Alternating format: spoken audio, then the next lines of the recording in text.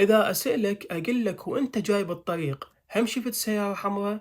راح تقول لي إي يمكن شفت أو ما تتذكر أبدا. لكن إذا أقول لك على كل سيارة حمراء تشوفها أنطيك 50 دولار. هنا مو بس راح تركز، راح تدور على كل سيارة حمراء موجودة. نفس الشيء الأهداف والفرص اللي تمر بحياتك حالة حال السيارة الحمراء. فأنت إذا ما تكون فاهم وواعي للعالم من حولك وجاهز لاستغلال الفرص، راح تفشل وتخسر كل الفرص اللي تمر بحياتك ويستغلها شخص تاني.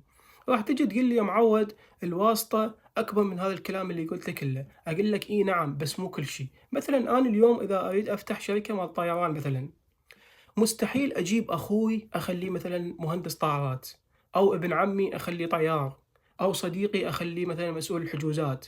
بل حتى عامل النظافة راح أختاره بعناية، بالنهاية أنا أريد أحاسبه وأخليه الشركة مالتي نظيفة. ليش؟ لأنه